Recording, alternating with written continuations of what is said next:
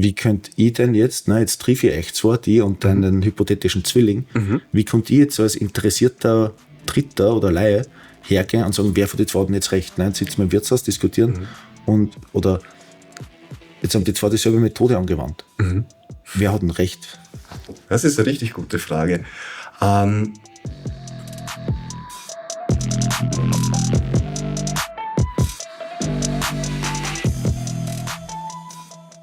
Genau. Schauen wir nochmal an.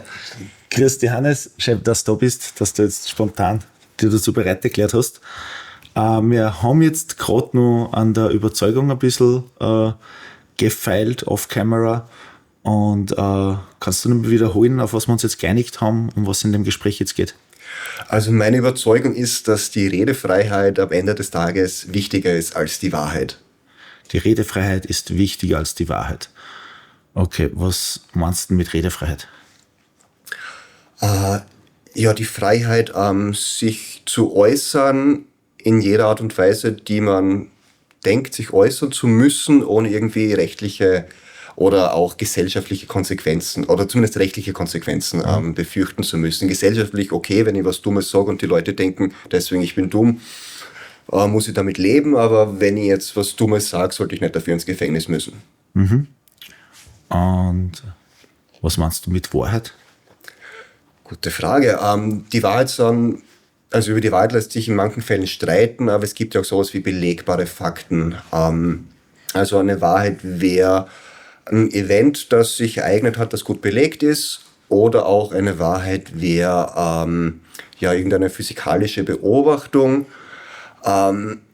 Im sozialen Bereich oder in der menschlichen Interaktion denke ich, dass die Wahrheit oft ein bisschen schwammiger ist als wenn wir jetzt wirklich über physikalische Fakten reden.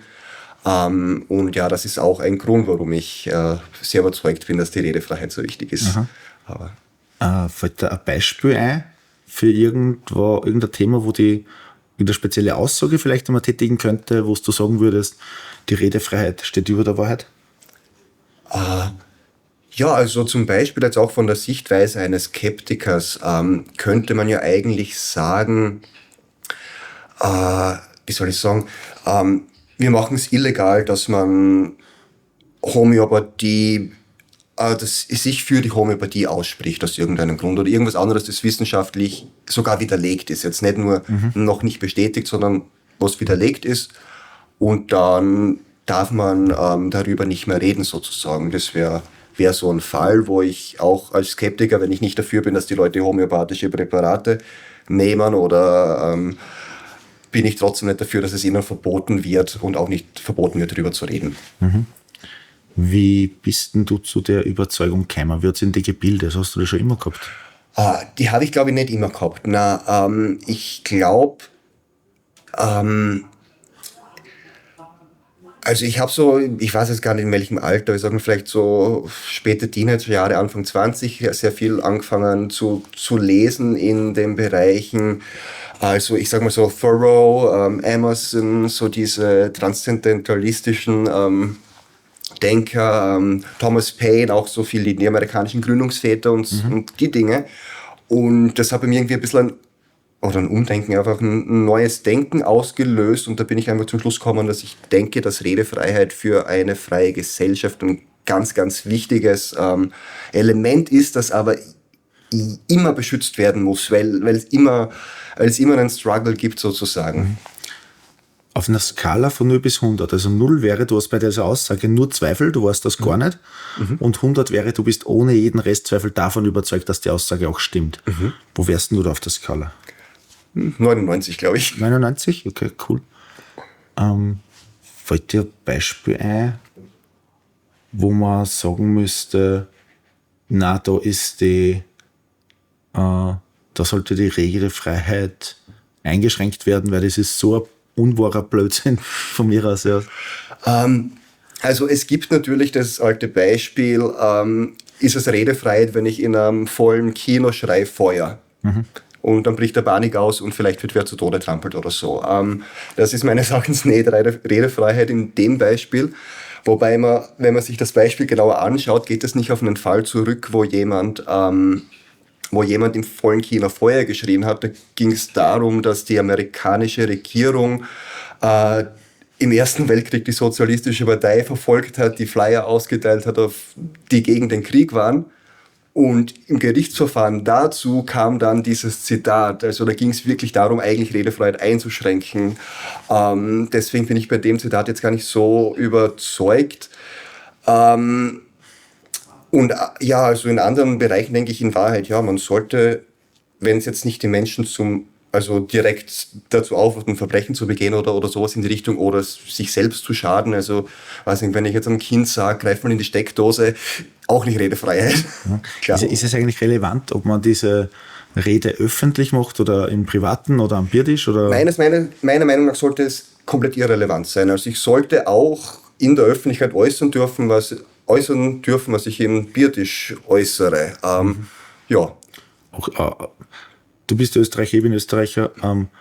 Betrifft das auch Sachen, die derzeit von der Redefreiheit eingeschränkt sind? Wir haben ja teilweise eingeschränkte Redefreiheit bei gewissen Sachen. Ja, also wenn man sich zum Beispiel das Verbotsgesetz ansieht, das es in Österreich und Deutschland gibt, also ich habe damit jetzt kein Problem. Ich habe keine Zweifel an dem Völkermord zum Beispiel, aber das Absurde für mich gewissermaßen ist, ich könnte mich jetzt hinstellen und die Kreuzzüge leugnen, zum Beispiel. Und das wäre legal. Und ja, das ist also irgendwie, macht es ein bisschen schwierig, denke ich. Also generell ist es immer schwierig, eine Grenze zu ziehen, über was darf man reden, was darf man nicht reden. Deswegen denke ich, das Beste ist, die Grenze aufzuheben und die Blödsinn sagen, mit Argumenten zu entwerten. Also es gibt ja Holocaust-Leugner zum Beispiel. Und ich denke, es ist gut, ihnen entgegenzusteuern, und zwar mit guten Argumenten. Verstehe ich richtig, dass man, du sagst, Verbotsgesetz in dem Sinn gehört eigentlich weg, weil jeder sollte sagen können, wenn er den Holocaust jetzt leugnet oder wenn er Nationalsozialismus verherrlicht oder irgend sowas tut. Und wir sollten einfach mit einer umgehen. Gewissermaßen ja, also das ist jetzt ein extremes Beispiel natürlich, aber ja, also ich persönlich habe meine Nazis gern geoutet. Es ist mir lieber ich weiß, mit wem ich es zu tun habe, als es passiert in irgendwelchen Kellern, das haben wir in Österreich zu Genüge. Und von dem her, ich würde es besser finden, wenn die sich wirklich, also sie outen sich auch, sie finden ja Wege, sich zu outen, ohne das Gesetz zu verletzen. Also in Österreich, wir kennen es wenn Hitlers Geburtstag ist, gibt es halt irgendwo die Eierlockerl für 14,88 € oder so ein Blödsinn. Und ja, von dem her, also ich denke nicht, dass das viel bringt, die Leute da rechtlich zu belangen, deswegen ehrlich gesagt. Gibt es irgendwas, das ist die andere Frage. Wenn du dir ein stärkstes Argument aussuchen müsstest aus dem Ganzen, du hast wahrscheinlich viel Gedanken jetzt im Kopf, aber du suchst jetzt das allerstärkste Argument dafür aus, dass das so sein sollte oder dass es besser wäre, dass die Redefreiheit wirklich alles sie abdeckt. Was wäre denn das Argument? Erstens mal Schutz von Minderheiten. Also ich meine jetzt nicht nur unbedingt physikalisch sichtbare Minderheiten, aber gedankliche Minderheiten ist, denke ich, sehr wichtig.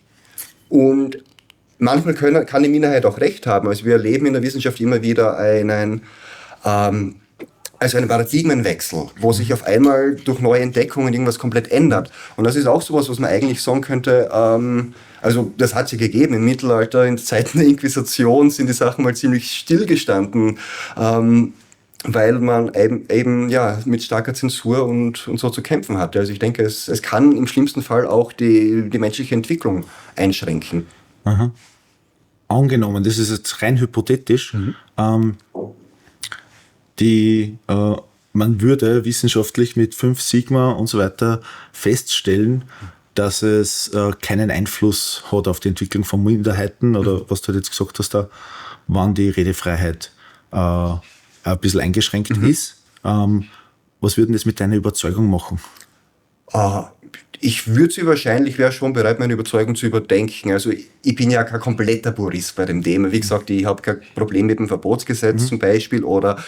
Also es gibt ja auch andere Dinge, die nicht von der Redefreiheit gedeckt sind. Also Beleidigungen zum Beispiel, Lügen über wen zu verbreiten öffentlich. Schlechte Nachrede, ne? Genau, das gibt es ja auch alles schon. Ja. Also, aber wir konzentrieren uns, wenn ich das richtig verstanden habe, auf Dinge, wo jemand aufsteht und einfach einer Faktenlage widerspricht. Genau. Gibt's was, fällt dir sonst noch was ein, was dich dazu bringen könnte, dass du, dass der Grad der Gewissheit, sage ich mal, von 99 auf 98, 97% sinkt? Was könntest du erfahren, was könntest du lernen? Also ich denke, wenn ich sehen würde, dass Redefreiheit wirklich zum Problem wird, aber das Gefühl habe ich mein ganzes Leben noch nie gehabt, glaube ich, dass wir ein Problem haben, weil jetzt wer was sagen hat dürfen. Manchmal denke ich mir, dem müssten wir jetzt keine Bühne geben oder dem sollten wir widersprechen oder was auch immer, aber ich sehe keine Probleme, die wirklich entstehen aufgrund der Redefreiheit. Okay, lass mich ganz kurz nachdenken. Ich habe gerade einen Gedanken im Kopf gehabt. Das ist immer das, wenn Fragen stellen. Ne? Ich kenne das. Ja. Vielleicht habe ich es überhört, aber darum frage ich einfach vielleicht dann nur mal, wie wir zuerst darüber geredet haben, wie du dazu gekommen bist, welche Methode des Erkenntnisgewinns hast denn du angewendet, um das abzuwägen, um zu dieser Erkenntnis, dass die Redefreiheit über der Wahrheit steht, dass du dorthin kommst? Das ist eine sehr gute Idee. Ich glaube, ich habe einfach angefangen, verschiedene Faktoren in meinem eigenen Wertesystem abzuwiegen. Also, ich sage mal, als Teenager, da war die sehr gemeinschaftlich orientiert, politisch eigentlich auch autoritär orientiert. Da habe ich gedacht, ein gutes System, das muss, aber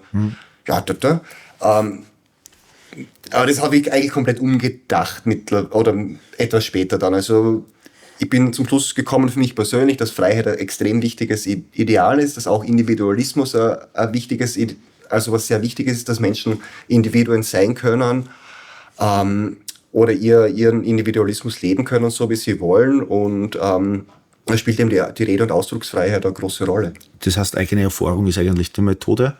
Oder spielen da noch andere Sachen? Weniger eigene Erfahrung, weil, ich meine, wir sind beide aus Österreich, die Redefreiheit mag nicht perfekt sein, aber es ist auch nicht Nordkorea.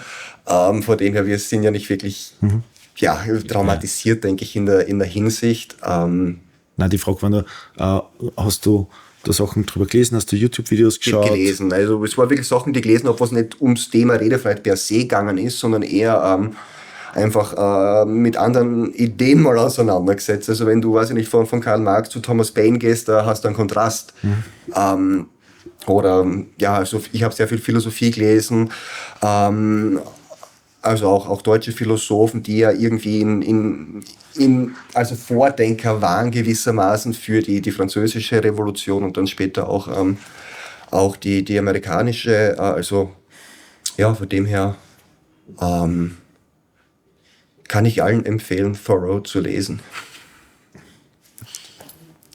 Angenommen, wir haben da jetzt einen Menschen, der hat so einen ähnlichen Lebenslauf wie du, Österreicher oder Deutscher, ist komplett wurscht, und der hat auch viel zu dem Thema gelesen, vielleicht dieselben Autoren, vielleicht andere, und der hat aber prinzipiell dieselbe Art des Erkenntnisgewinns benutzt wie du. Der ist aber zu einem anderen Schluss gekommen. Der sagt, die Redefreiheit gehört in gewissen Bereichen eingeschränkt, das Verbotsgesetz gehört auf jeden Fall her, weil Gründe, ja. Wie könnt ich denn jetzt triff ich echt zwar die und deinen hypothetischen Zwilling, wie könnt ich jetzt als interessierter Dritter oder Laie hergehen und sagen, wer von den zwei hat denn jetzt recht? Jetzt sitzen wir im Wirtshaus, diskutieren oder jetzt haben die zwei dieselbe Methode angewandt. Wer hat denn recht? Das ist eine richtig gute Frage. Ich denke, es ist so ein Thema, wo es halt eben nicht den letzten Schluss der Dinge gibt. Ich denke, wir würden wahrscheinlich in dem Fall, ich und mein Zwilling, beide versuchen, unsere besten Argumente darzulegen und du könntest dann quasi für dich selber abwägen, wem du da eher folgst. Ich habe die Frage, glaube ich, auch ein bisschen falsch gestellt. Gibt es eine objektive Möglichkeit, zum Beispiel festzustellen, wer von den zwei recht hat? Meiner Meinung nach vermutlich schon. Also wir haben ja viele Beispiele aus der Geschichte, wo die Redefreiheit eingeschränkt war oder sehr stark eingeschränkt worden ist. Und es gibt auch jetzt noch viele Länder auf der Welt oder viele Regionen auf der Welt, wo sie sehr stark eingeschränkt ist. Und das sind in der Regel keine Erfolgsgeschichten. Das heißt, die Geschichte zu studieren, so auf die Art. Genau. Okay. Könntest du dich bei dem ganzen Thema eigentlich irren? Natürlich, man kann sich immer irren, oder fast immer.